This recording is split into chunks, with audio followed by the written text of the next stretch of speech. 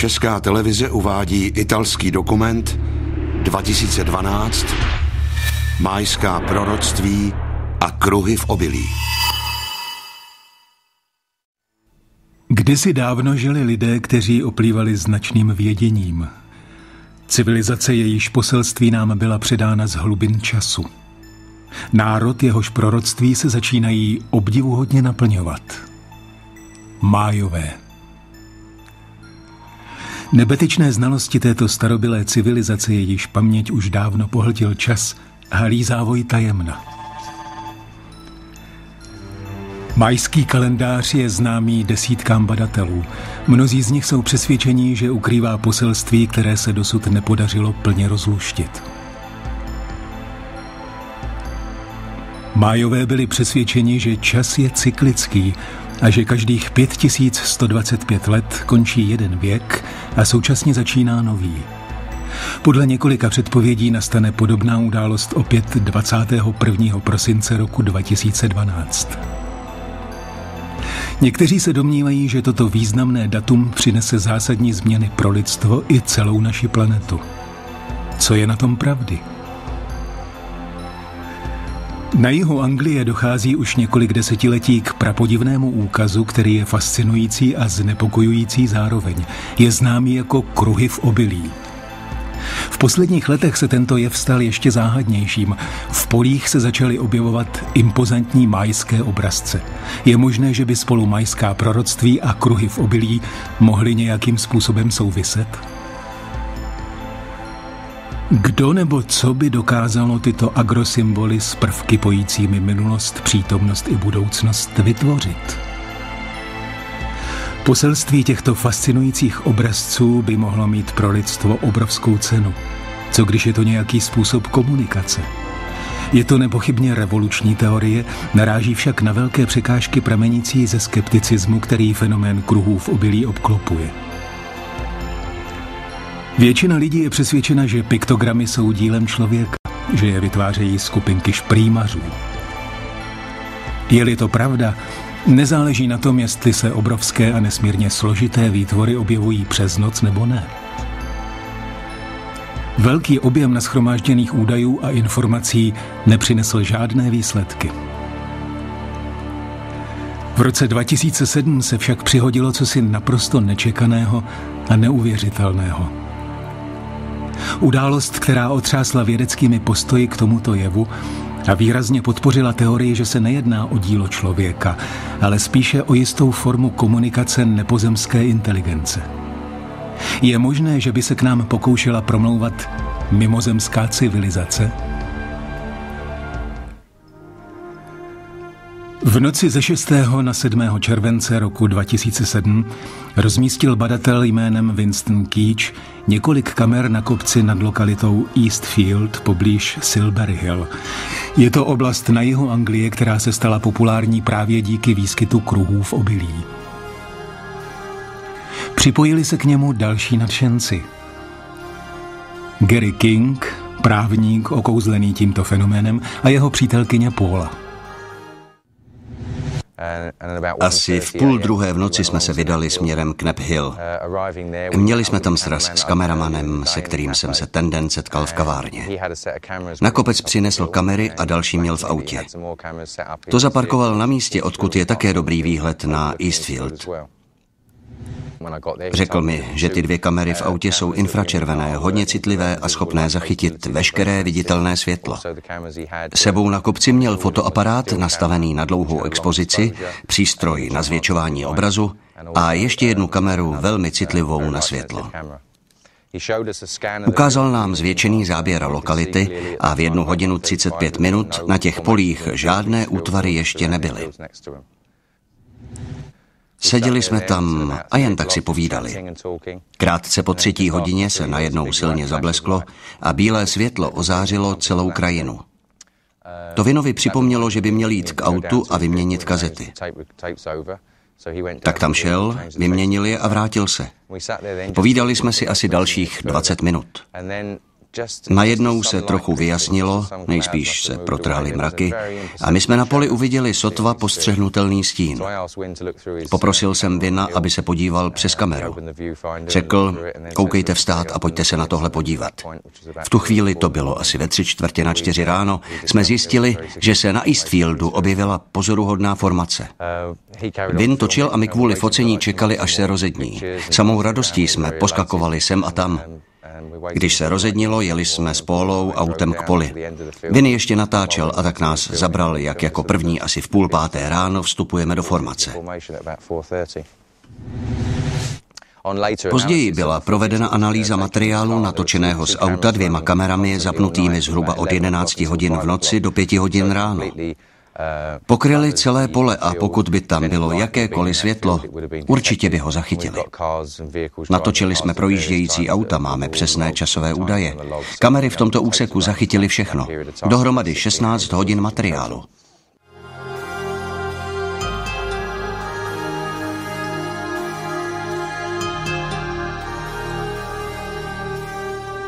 Některé kruhy formace kopírují nerovný terén a jsou deformovány tak, aby při pohledu zhora působily jako dokonalý kruh. Je to další důkaz nevysvětlitelného původu obrazců v obilí.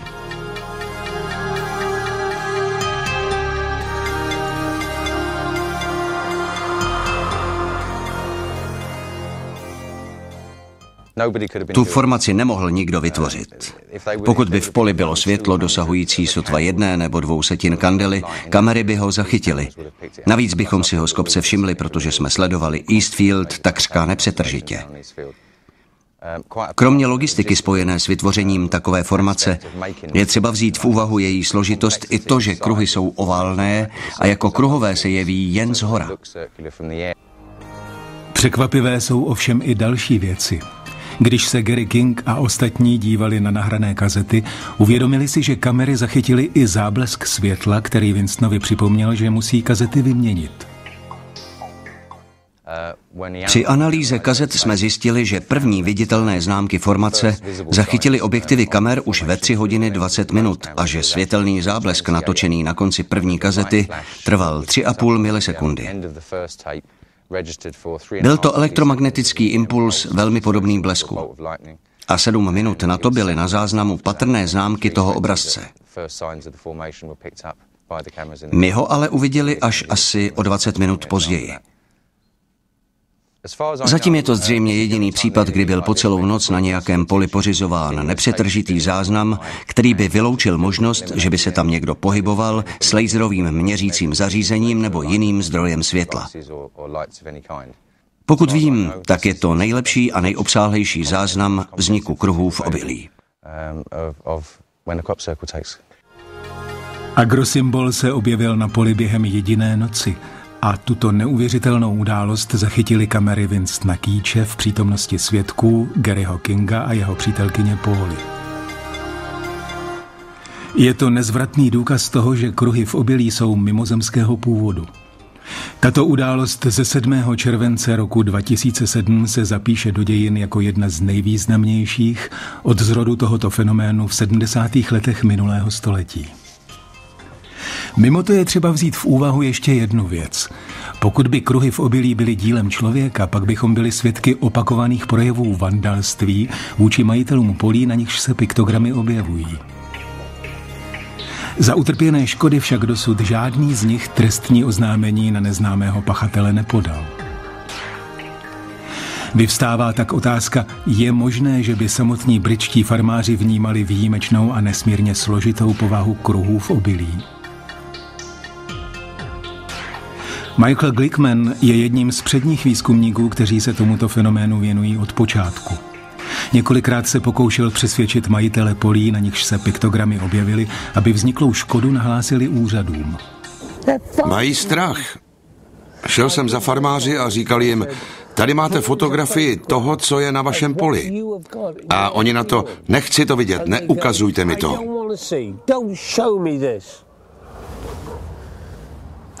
Bojí se. Kromě tvrzení Michaela Glickmana je velice zajímavá i přímá výpověď majitele jednoho z polí, kde se objevil piktogram v roce 2007. Nevšimli jsme si, že by ho někdo dělal. Prostě se najednou objevil někdy uprostřed noci. Bylo to opravdové umění, velmi precizní a přesná práce. Objevil se v pšeničném poli, obilí bylo polehlé.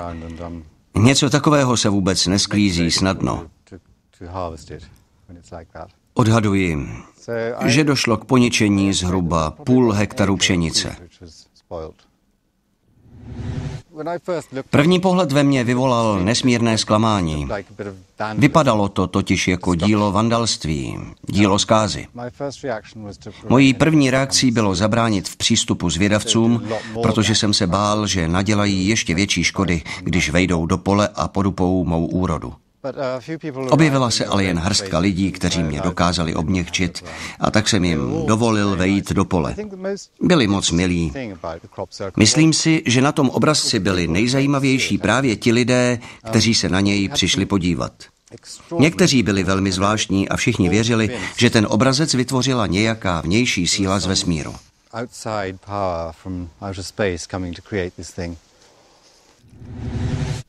Až když jsme viděli fotografii pořízenou ze vzduchu, nám došlo, jak překrásné to celé je.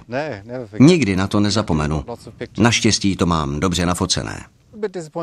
Pohled ze země je tak trochu zklamáním, protože nemůžete vidět celou formaci. Ale letecké snímky jsou naprosto ohromující.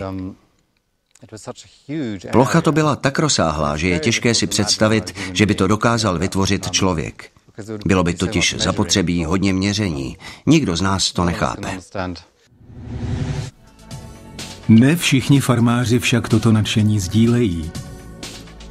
V srpnu 2007 se k jedné formaci nikdo nedostal kvůli sveřepému odporu ze strany vlastníka pozemku.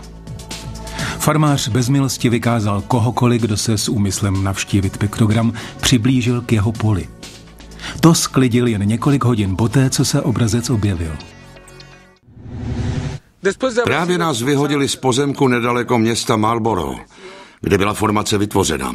Přijeli jsme na toto letiště, abychom si pronajali ultralehké letadlo a nafotili piktogram ze vzduchu. Ten totiž bohužel za několik hodin zmizí. Obrazec má na šířku 100 metrů. My jsme ale nedostali možnost ho prozkoumat. Podle toho, co jsme zahlédli, je mimořádný. Doufám, že až se nad oblast dostaneme letadlem, tak tam ještě bude. Snad budeme mít trochu štěstí. Nakonec se obrazec podařilo nafotografovat dřív, než ho pohltili kombajny. Pšenice ještě nebyla sklizena. Na fotografii tedy můžeme obdivovat dílo v celé jeho kráse. Je patrné, že agrosymbol je velmi blízko farmy. Při vytváření takového gigantického symbolu přes noc by bylo zcela nemožné, aby si majitel pole ničeho nevšiml. Už několik desetiletí vyvolávají kruhy v obilí vzrušení, fascinaci, zvědavost i sváry. Doposud však nebyly zodpovězeny ani ty nejjednodušší otázky. Kdo vytváří tyto obrazce? A proč? Neobstojí ani odpovědi vědců, ani takzvaných hoaxerů, tedy skupinek padělatelů, kteří piktogramy vytvářejí. Ty nejúžasnější formace totiž příliš často vznikají za jedinou noc a dokonce i při špatném počasí, jako slavný agrosymbol v lokalitě Milk Hill v roce 2001. Doposud největší objevený piktogram byl tvořen 409 kruhy a pokrýval oblast 90 000 metrů čtverečních. Takovéto události přiživují teorii, že kruhy v obilí nejsou dílem člověka. Nemohlo by se jednat o fenomén skrývající se za jakýmsi projektem, který se dotýká celé lidské rasy? Charles Mallet se zabývá kruhy v obilí mnoho let a je majitelem kavárny Silent Circle Cafe, která je nejdůležitějším místem setkávání i informačním střediskem podobných badatelů. Osobně jsem si 100% jistý, že jednotlivé elementy tohoto fenoménu představují přímou interakci pocházející odjinud, která zřejmě nějak souvisí se Zemí, s námi samotnými a s naším metafyzickým nebo duchovním vývojem, s evolucí našeho druhu. A je vlastní celé řadě obrazců, obzvláště těm, které se dotýkají vzniku jihoamerických a středoamerických kultur, tedy majským obrazcům, o nich jsme mluvili předtím. Je to nesmírně zajímavé. Všechno to přímo ukazuje na určitý časový úsek v naší historii, kdy se vše mění a dochází k jakémusi evolučnímu posunu. Evoluční skok. Právě ten Májové předpovídali, když zmiňovali rok 2012. To, že se majské obrazce a symboly objevují v pšeničných polích, by mohlo naznačovat, že tajemní architekti těchto kruhů chtějí obrátit naši pozornost k současnému dění a ke konci tohoto věku. Pravdou je, že použití pojmu proroctví není ve spojitosti s majskou civilizací úplně správné. Májové totiž objevili, že se ve vesmíru pravidelně střídají časové cykly. Na základě těchto poznatků byli proto schopni předpovědět o několik staletí dříve astronomické události velkého významu, jež budou mít dopad na celé lidstvo. Aby tyto cykly mohli vypočítat, vytvořili Májové složitý systém kalendářů, s jejichž pomocí sladili vlastní existenci s tokem kosmických událostí a energií. Kratší cyklus trval 52 let. K tomuto číslu dospěli za použití 2 rozdílných kalendářů. Posvátného kalendáře nazývaného Colkin a občanského kalendáře nazývaného Háb. Kalendář Colkin tvořilo 13 měsíců po 20 dnech. Celkem tedy obsahoval 260 dnů, což odpovídá průměrné délce lidského těhotenství. Kalendář Háb tvořilo 18 měsíců po 20 dnech a celkem tedy 360 dnů. Aby dosáhli slunečního roku v délce 365 dnů, přidali Májové ještě měsíc Uajeb s 5 dny. Májové zjistili, že naše sluneční soustava se kruhovým pohybem přibližuje a vzdaluje od středu naší galaxie, Mléčné dráhy, a že tento cyklus trvá 25 625 let. Byl pojmenován Galaktický den a rozdělen do 5 dílčích cyklů dlouhých 5125 let. Ty pokládali za jednotlivé éry a nazývali je věky sluncí. Domnívali se, že na konci každého věku vyrazí slunce ze středu naší galaxie proud energie, který způsobí neobvykle silnou sluneční aktivitu spojovanou s globálními katastrofami. Pravdou je, že vesmírná sonda SOHO zachytila v roce 1997 proud energie vycházející ze středu galaxie a o několik let později nastalo u Slunce období zesílené aktivity. Byl to vědecký důkaz toho, co dávní Májové předpověděli. Majská civilizace dobře znala chování Slunce i jeho cykly. Májové věděli, že v naší době skončí makrocyklus. Doufám, že se mýlili. Ovšem, podle toho, co se nám snaží říci a co se děje, můžeme v následujících letech v souvislosti se Sluncem očekávat velmi vážnou situaci. Majská předpověď zmiňující proud energie příštící ze středu galaxie se také objevila na agrosymbolu v oblasti West Kennet 13. července 1996. Obrazec zorňuje majský symbol Hunapku, představující galaktický střed. Po jeho obvodu jsou patrné vylétající paprsky. Vedle Hunapku je znázorněn symbol půlměsíce a komety. Je vůbec možné, aby existovalo spojení mezi majskými proroctvími a kruhy v obilí? Zprávy vložené do piktogramů jsou však ještě přesnější. Astronomické výjevy zachycené v agrosymbolech často označují i nějaké datum a v tomto případě poukazuje nebeský symbol na jedno zcela konkrétní. Podle poznatků by k tomuto nebeskému uspořádání mělo dojít v prosinci 2012. Naznačuje snad vrchol jeho energetické intenzity? Májové věděli, že od počátku velkého cyklu či galaktického dne uběhly už 4 věky Slunce, přičemž každý z těchto cyklů trval 5125 let. Podle jejich výpočtů jsme nyní na konci věku 5. slunce, který započal 13. srpna roku 3114 před počtem a skončí 21. prosince roku 2012. V tomto období bude podle předpovědi planeta svědkem převratných změn a velkého duchovního obrození lidstva. Ti, kteří přežijí, vstoupí do nového zlatého věku. Někteří badatelé se domnívají, že tyto změny už započaly. Další věc je, že se stále silněji projevují zákonitosti karmy. Špatní lidé jsou potrestáni a dobří lidé odměňováni.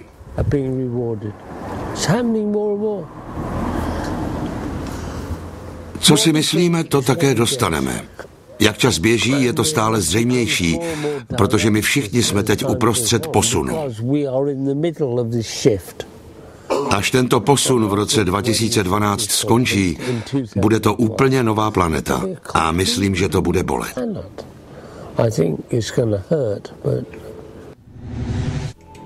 K nejvýznamnějším májským textům, v nichž jsou zachycena jejich proroctví, bez pochyby patří Drážďanský kodex. Je jedním ze 3 dochovaných kodexů, které unikly ničivému běsnění konkistádorů. Tento kodex, nesoucí jméno německého města, kde je uchováván, bezesporu poskytuje nejvíce informací. Obsahuje předpovědi, které s ohromující přesností označují některé astronomické jevy a události, mnohdy i v daleké budoucnosti. V kodexu nalezneme velice působivé astronomické předpovědi májů. O staletí dříve a s chybou pouhých několika vteřin dokázali předpovědět jedno z nejúžasnějších zatmění slunce, které se odehrálo 11. srpna roku 1991 v Mexiku. Toto zatmění slunce je spojováno s postavou, jež stělesňuje smrt sedící na trůnu z kostí. Symbolizuje starý věk, éru spějící ke svému konci. V předpovědi či proroctví se praví: běda vám, lidé země, rytířů Jaguára konec nastane a s ním počátek věku nového, jenž z popela svého předchůdce povstane. Bude to čas setkání s vládci hvězd. Májové tedy považují zatmění slunce za počátek procesu, který vyústí v konec starého věku a v setkání s vládci hvězd. Mohlo by se jednat o kontakt lidstva s mimozemskou civilizací přicházející z vesmíru? A je to snad právě toto setkání, skrze které vstoupí lidstvo do nového zlatého věku předpovídaného máji? 11. srpna roku 1991 byl na obloze nad Mexico City spozorován objekt ve tvaru disku. Byla to první vlaštovka z dlouhé a dosud nevídané vlny pozorování UFO svědky na celém území Mexika. Poté následovaly další neuvěřitelné vlny v ostatních částech světa, například v Belgii a v zemích bývalého Sovětského svazu, čímž došlo k nebývalému nárůstu pozornosti věnované fenoménu UFO.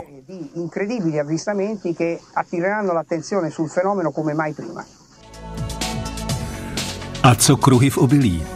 Od toho roku byl výskyt agrosymbolů mnohem četnější, obrazce byly mnohem složitější a úchvatnější. Bylo to, jako by se oba fenomény řídily stejnými pravidly, jako by byly součástí téhož projektu. Jazykem takřka shodným s májským proroctvím dochovaným v Drážďanském kodexu vetkli pánové kruhů svůj podpis do anglických polí v podobě starobylého sumerského symbolu. Nazývá se Dingir a úplně poprvé se objevil v roce 1992 v piktogramu znázorňujícím solární logos, který rovněž představuje spojení nebe a země. Další význam sumerského symbolu je spravedliví lidé putující v hvězdných ohnivých lodích. Kdo jsou spravedliví lidé a co jsou hvězdné ohnivé lodě? Je snad pouhá náhoda, že se symbol Dingir objevuje po boku jiného symbolu, stělesňujícího spojení mezi nebem a zemí? Podobnost s tím, co bylo předpovězeno máji, je zarážející, je toho však mnohem více. Proč sumerský symbol a nikoli symbol májský? Jaká je souvislost mezi tímto symbolem, proroctvím z Drážďanského kodexu a UFO? Odpověď by mohla přinést událost, kterou zažil americký policista Lonnie Zamora 24. dubna roku 1964 nedaleko města Socorro v Novém Mexiku. V roce 1964 v Novém Mexiku byl policista Lonnie Zamora svědkem přistání neznámého objektu. Vyprávěl to svým kolegům, kteří na místo dorazili krátce poté, co objekt odletěl. Rýhy v terénu potvrdili, že zde nějaký objekt skutečně přistál. Na boku neidentifikovatelného létajícího objektu si policista všiml zvláštního symbolu, který připomínal šíp uvnitř půlkruhu. Půda byla ještě horká, když ostatní za pár minut dorazili na místo a nalezli otřeseného kolegu. Na boku neznámého objektu vejčitého tvaru byl symbol, na nějž Zamora nikdy nezapomněl. Byl to Dingir. Symbol se překvapivě objevil znovu v létě roku 1999. Tentokrát uvnitř obrovského asi 300 metrů dlouhého piktogramu. Oproti dřívějšku obsahoval i více symbolů spojení mezi nebem a zemí. Souvislost mezi kruhy v obilí a příchodem vládců hvězd, předpovězeným proroctvím Strážďanského kodexu, se však neomezuje pouze na tyto případy. Jasnější a daleko významnější události se začaly dít v roce 2000. 13. srpna toho roku se nedaleko vojenského radioteleskopu v Chilboltonu objevil překrásný agrosymbol, který nikdo nedokázal rozluštit. Vzhledem k tomu, že se objevil tak blízko nepřetržitě střeženého zařízení, je velmi těžké, ne-li nemožné si představit, že by se jednalo o dílo člověka. Jeho vysvětlení vyšlo na povrch zcela nečekaně o rok později. 14. srpna roku 2001 se totiž na stejném poli objevil nový piktogram. Tentokrát se nejednalo o obvyklý symbol, ale o tvář se zřetelnými humanoidními rysy vytvořenou s využitím stejné techniky, jaká se používala u starých černobílých fotografií v novinách. Spočívá v použití sady bodů, jejichž rozdílná šířka a vzdálenost vytvářejí výsledný obraz. Tato technika nebyla dosud u kruhů v obilí zaznamenána. Když se na fotografii podíváme přes grafický filtr, vystoupí více detailů. Použijeme-li Gaussian filtr o šířce 6,6 pixelu, přechody se zvýrazní. Dokazuje to, že při focení nebo vytlačování obrazu do pole byla tato osoba živá. O 5 dní později, tedy 19. srpna, se jen pár desítek metrů od mimozemské tváře objevil ještě více šokující výjev. Zdálo se, že se jedná o odpověď na zprávu odvysílanou v binárním kódu radioteleskopem v Arecibu v roce 1974. V tom roce se totiž Frank Drake, vědec a tehdejší ředitel observatoře v Arecibu, společně s věhlasným astronomem Carlem Sagenem pokoušel komunikovat se skupinou hvězd známou jako M13. Vyslali zprávu, která měla představit lidstvo hypotetické mimozemské civilizaci a obsahovala údaje o naší číselné soustavě, o atomech tvořících základ pozemského života, o struktuře lidské DNA a o naší sluneční soustavě s určením relativní polohy Země. Také přidali informace o radioteleskopu v Arecibu.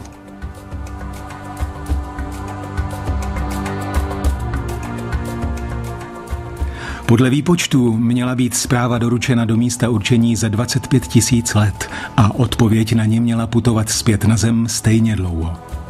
Je to opravdu nesmírně dlouhá doba, nehledě na to, že nikdo nemohl vědět, zda daná skupina hvězd je vůbec domovem nějaké mimozemské civilizace.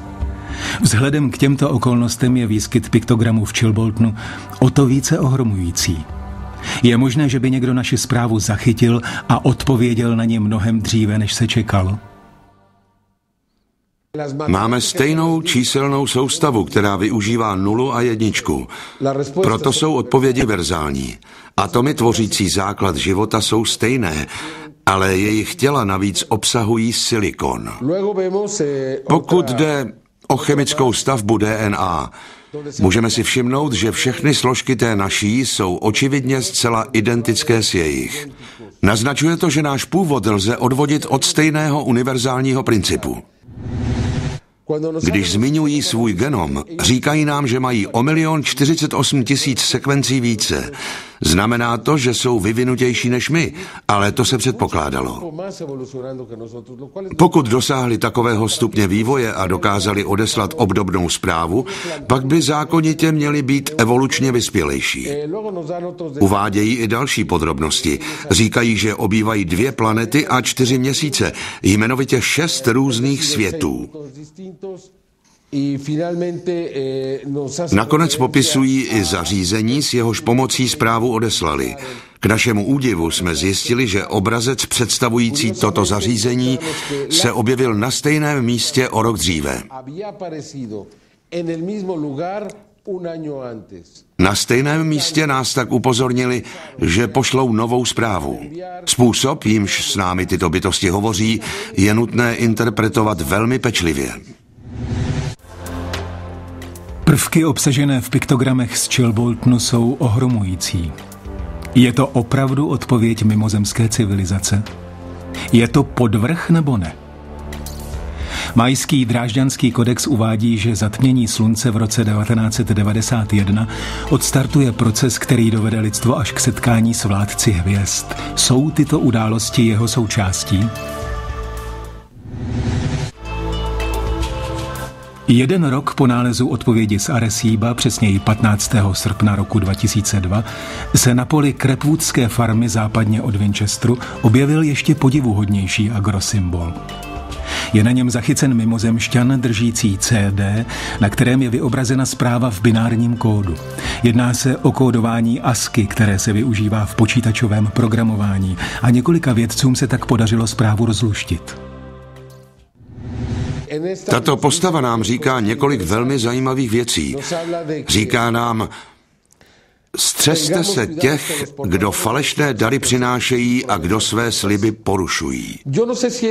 Nevím, zda to nějak souvisí se současným děním, myslím tím globální oteplování, nebo s chybnými zprávami, které nám předali, anebo zda to přímo souvisí s počátkem války v Iráku, jelikož se tato varování či zpráva objevila v srpnu 2002.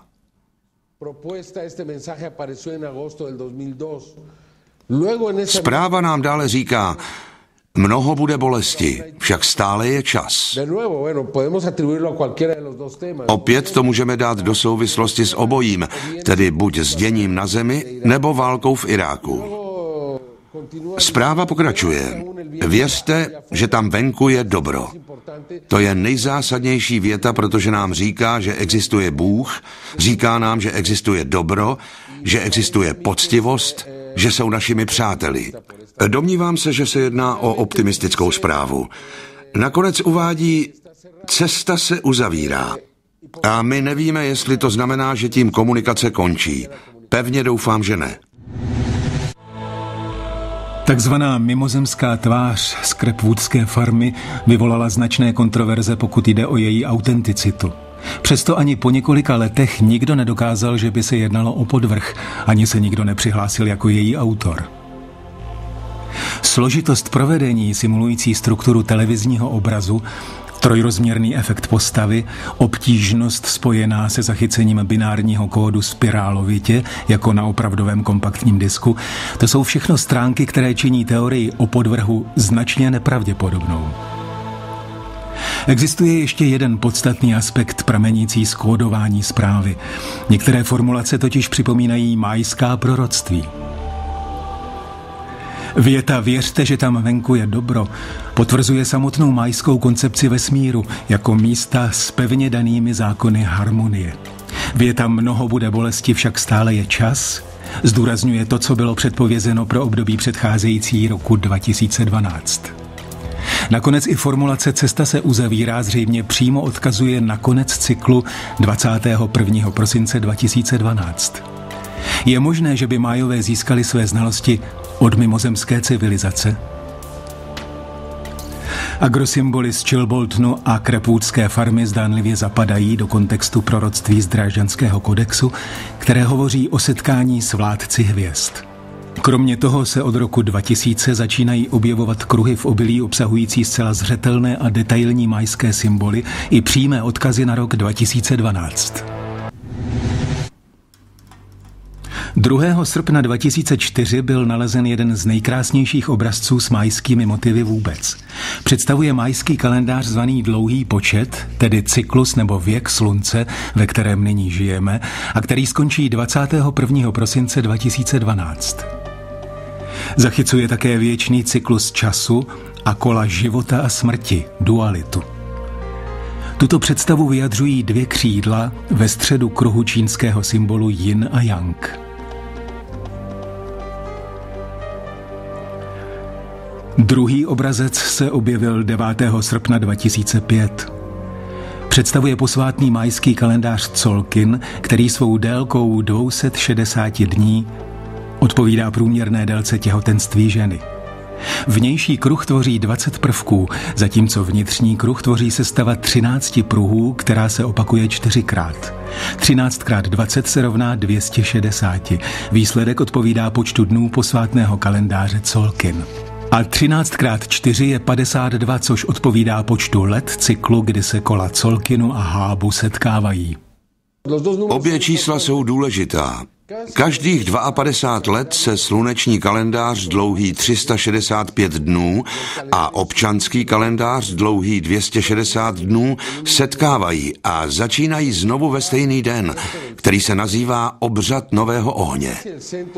Podíváme-li se na střed obrazce, všimneme si poloviny luku, který označuje 0. den. Je to den, kdy se plejády slunce a země ocitnou na jedné přímce. Tento jev se opakuje vždy 20. května. Nalézáme zde ovšem i symbol, který představuje částečné zatmění slunce. To nastane 20. května v roce 2012. Poukazují tedy na zcela konkrétní datum a uvádějí den i rok. Je zarážející, že v roce 2012 se 60 dní po jarní rovnodennosti, tedy přesně 20. května, ocitne slunce v pravé poledne v přímce s plejádami, a to přímo nad vrcholem pyramidy Chichen Itza. Může to být jen pouhá náhoda? Proč tvůrci kruhů v obilí poukazují právě na toto datum? Pyramida Chichen Itza byla vybudována na počest boha Quetzalcoatla, neboli Kukulkána. Jehož návrat očekávali nejen Májové, ale i ostatní jihoamerické národy. Je to snad další zmínka o návratu vládců hvězd? Nyní zpět k analýze piktogramu. Proti znaku 0. dne vidíme 2 uskupení 8 lancet či pírek. 8 plus 8 rovná se 16 a přesně 16 dní po 0. dni bude Venuše procházet před sluncem, naposledy v tomto století. K tomuto nebeskému úkazu dochází přibližně 2krát za 100 let a Májové mu přikládali značný význam, protože se shodoval se 52letými cykly jejich kalendářů Tzolkin a Háb. V tomto případě je jeho význam ještě větší, je poslední ve vztahu ke 3 cyklům dlouhým 25 625 let, 5 125 let a 52 roky, které všechny končí v roce 2012. Vraťme se ale zpět na Zem. O několik dní později, přesněji 13. srpna 2005, se na nedalekém poli objevil další piktogram se zřetelnými mayskými symboly. Tvoří ho kruh se čtvercem uvnitř, v němž je další kruh. Znázorňuje mayské pojetí mikro- a makrokosmu. Hermetickou představu, která zní jak nahoře, tak i dole. Někteří badatelé se ovšem domnívají, že vnitřní čtverec by mohl mít mnohem hlubší význam.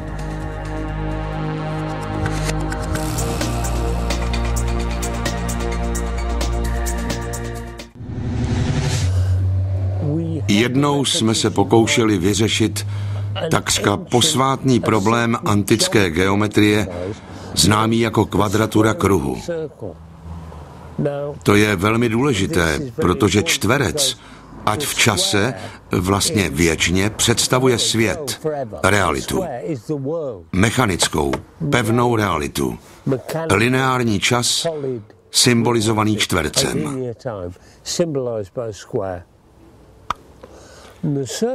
A kruh představuje nebe. Boha a božský princip. Podstatou problému je tedy sestrojit čtverec, jehož obsah je shodný s obsahem kružnice. A kruhy v obilí celou tu dobu říkají: proveď kvadraturu kruhu. Kvadratura kruhu tedy znamená dosažení rovnováhy mezi materiálními a duchovními stránkami života. Nyní však ještě k piktogramu a k výjimečné symbolice v něm obsažené. Uprostřed vidíme Hunabku, který je symbolem majského boha stvořitele, ale zároveň je to i šesticípá hvězda, monogram Krista. Mohlo by se jednat o mimořádnou shodu. Je možné, že by to, co vnímáme jako podstatu boha stvořitele, vnímali Májové stejně? Od roku 2005, kdy se objevily dva překrásné májské piktogramy, které jsme měli možnost vidět, přibývají každým rokem další kruhy v obilí, jejichž symboly zcela jasně odkazují na tuto starobylou civilizaci. Agrosymbol objevený 15. srpna 2006 znázorňuje májský symbol pro planetu Venuši. Lze tedy odvodit, že poukazuje na konec jednoho cyklu a počátek nového cyklu přechodů Venuše před Sluncem. Cyklu, který v tomto století podle piktogramu z 9. srpna 2005 skončí přechodem Venuše v červnu 2012. Můžeme tedy říci, že tento obrazec předznamenává přechod ze starého věku 5. slunce do nového věku 6. slunce. Ten započne v sobotu 22. prosince roku 2012. Venuše je však důležitá i z jiného důvodu. Májové věděli, že na konci cyklu zatmění se slunce nějakým způsobem projeví, že promluví. Měli tím na mysli, že naše hvězda výrazně zvýší svoji aktivitu, což bude mít značný vliv na naši civilizaci i naši planetu.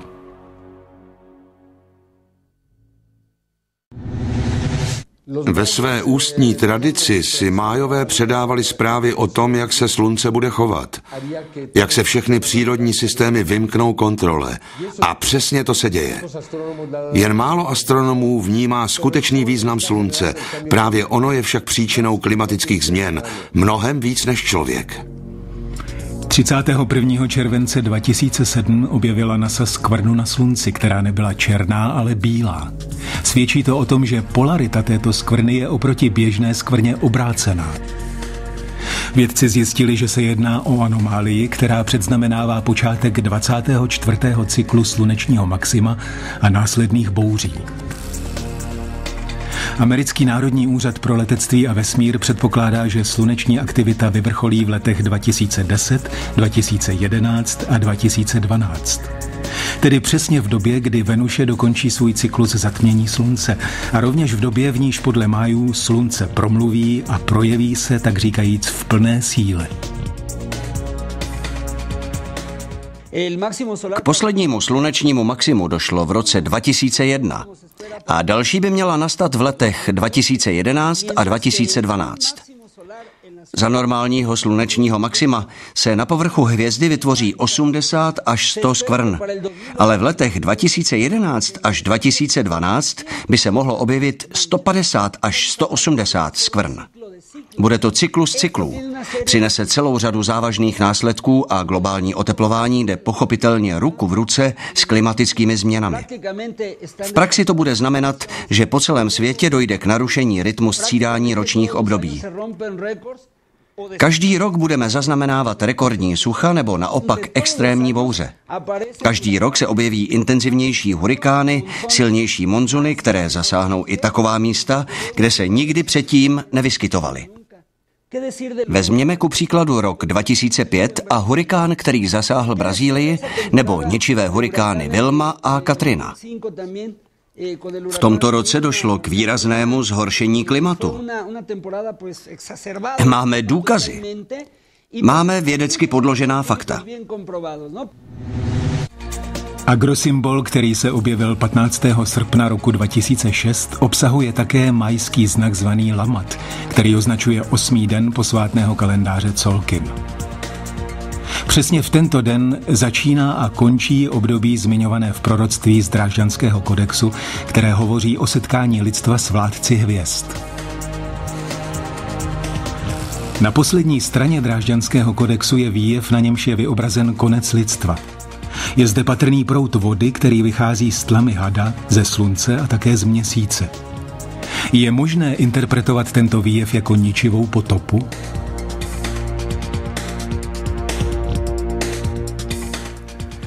Voda je ovšem rovněž symbolem pravdy, duchovního vědění.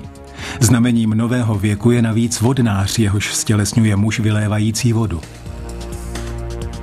Jak už bylo uvedeno, v Drážďanském kodexu je předpovězeno setkání s vládci hvězd. Proto by proud vody vycházející z tlamy hada, ze slunce a měsíce i voda, jež je stotožňována se znamením vodnáře, mohly mít shodný význam. Mohly by znamenat vodu poznání, pravdu, kterou vylévají na zem vyspělé bytosti přicházející z nebes.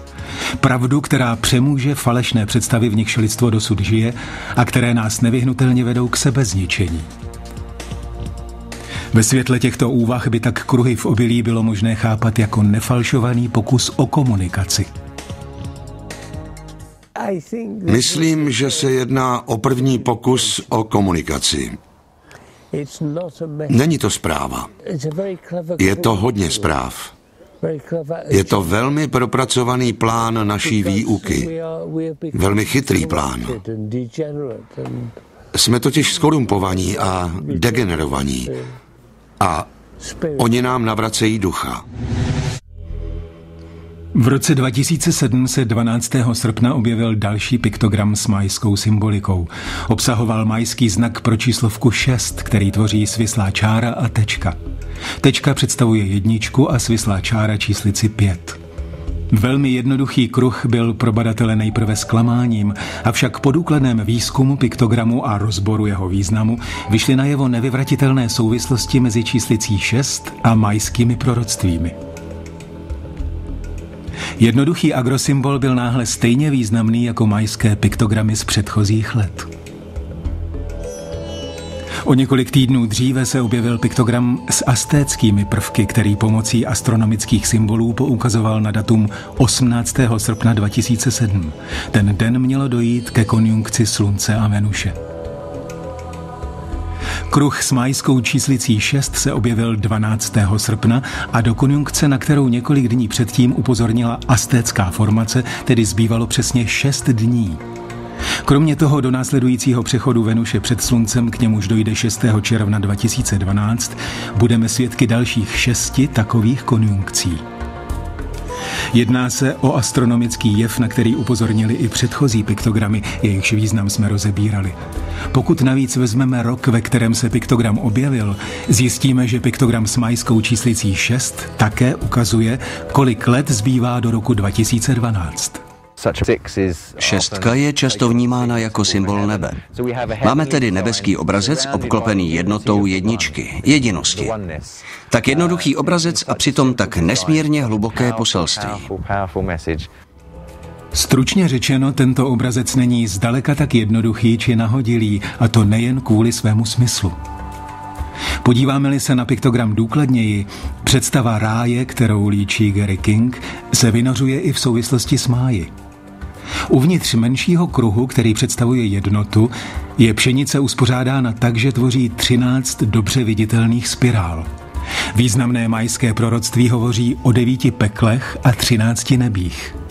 9 pekly označovaly májové období počínající rokem 1519, kdy u jejich břehů přistáli španělští konkistádoři, a končící v prosinci roku 2012.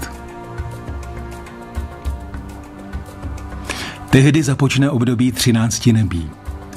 Zpráva, kterou se nám piktogram snaží předat, by tedy mohla znít i následovně.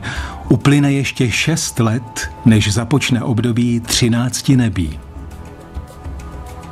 Zpráva vlastně obsahuje to, co se nám Gary King pokoušel vysvětlit. Mohli bychom pokračovat popisováním dalších informací a symbolů, které souvisejí s věděním a proroctvími májů a které se objevily ve výjimečných piktogramech na anglických polích. Dokázali však Majové opravdu předpovídat budoucí události? Mají tato varování reálný základ? V současnosti i samotní vědci potvrzují, že Země je živoucí entita, složitý organismus. Poselství dávných Májů i soudobé kruhy v obilí se zdají být totožné. Více než kdy předtím v lidských dějinách je zcela nevyhnutelné, abychom změnili naše vědomí. Je to poselství z minulosti přinášející varování, ale i naději, jemuž však jen málo kdo přikládá význam. Je zvláštní, že se nyní děje přesně to, co bylo zvěstováno. Byly předpovězeny změny a zdá se, že skutečně probíhají. Pokud na dřívější pokolení nebo civilizace pohlížíme jako na méně rozvinuté a tedy nám podřízené, je to špatně. Byli stejně inteligentní jako my, možná i více. Po tsunami v roce 2005 NASA 21. března 2005 zaznamenala s naprostou přesností jarní rovnodennost z Chichen Itza.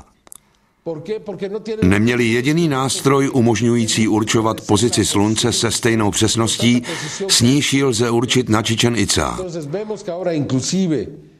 Je tedy zřejmé, že moderní věda tento fenomén nejen akceptuje, ale že ho i potřebuje. Znamená to tedy, že dokáže přijmout fakt, že tyto dávné civilizace měly velmi obšírné znalosti a dokáže je zároveň využít. Vzhledem k tomu navrhuji, že bychom měli začít dávným civilizacím ukazovat náležitou úctu. A právě to se tvůrcům piktogramů podařilo. Ať jsou to lidé nebo mimozemšťané, dokázali zesílit poselství takových národů minulosti, jako byli Májové, skrze fascinující symboly, mistrně vtisknuté do pšeničných lánů Anglie.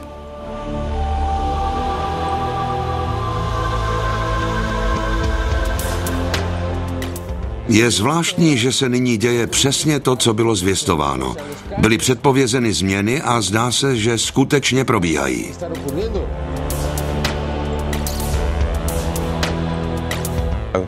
Pokud vím, tak je to nejlepší a nejobsáhlejší záznam vzniku kruhů v obilí.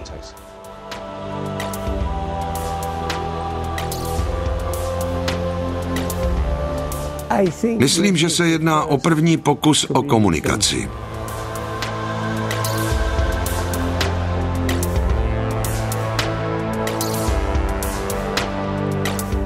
Všechno to přímo ukazuje na určitý časový úsek v naší historii, kdy se vše mění.